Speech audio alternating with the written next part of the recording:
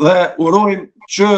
me mos pjesëmarrjen me aktive, se le të marrin pjesë me poste, me forma tjera, nuk ka, është një problem. Diaspora, por spaku mos tjetë këtu, sepse edhe ndikimi i diasporës kur po vinë këtu, po ndikojnë financiarisht, sepse po i paguajnë populli në gjendje të keqe, po ju japin vllaznive, motrave para për të votuar Albin Kurtin. Domethënë po blejnë vota për votë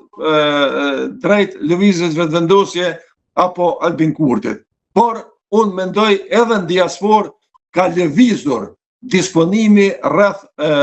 Albin Kurtit, sepse tani më e kanë pa se ky zotëri vërtet po e çon vendin në një rrugë të keqe.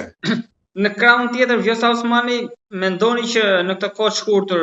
do pranoj që të rikthehet dhe ndoshta mund të jetë ajo kryesuesja, barqja e listës së LDK-s, apo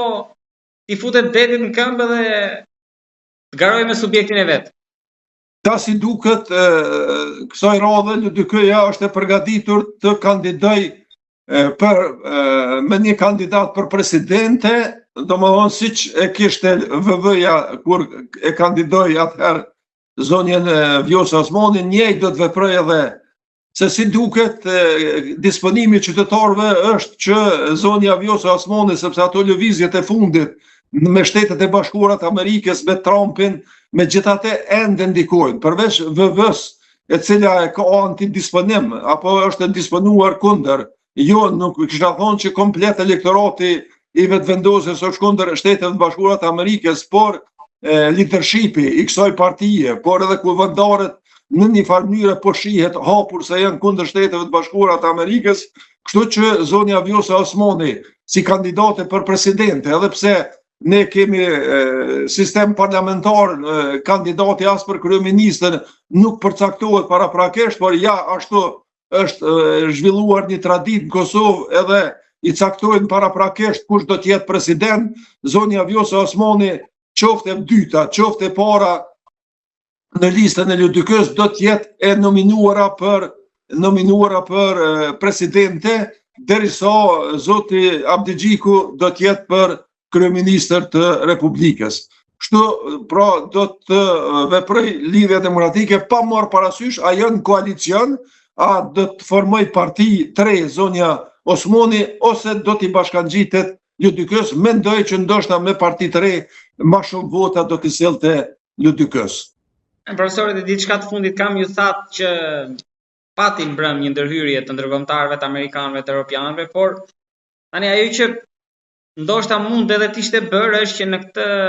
në këtë krizë politike, edhe mes njëri tjetrit, se ne jemi një, ndoshta edhe Tirana mund të kishte bërë diçka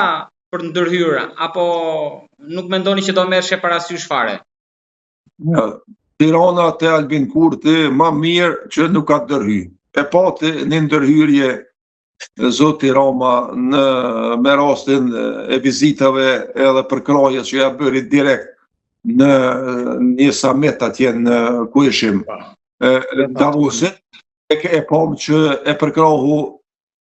drejt për drejt zonjën Vjosa Osmani edhe për një mandat qeveritar, dhe mendoj që vendimi përveç asaj që me Trumpin zonja Vjosa Osmani pat raporte shumë të mira, por goditja finale, definitive, i është dhënë nga Edi Rama, sepse Albin Kurti ka qëndrim shumë të keq ndaj Edi Ramës. Edhe pse dikur Edi Rama e ka përkrah fort Kurtin për të fituar, për të ardhur në pushtet, tani këta përveç asaj që flasin sa për kurtuazi, janë dy lider, jo ndoshta Edi Rama nuk e urren Kurtin, por Kurti e urren shumë Edi Ramën. Dhe ky njeri vërtet është i dëmshëm edhe po vazhdon të jetë rrezik për të ardhmen e Republikës Kosovës, sepse e shkatroi atje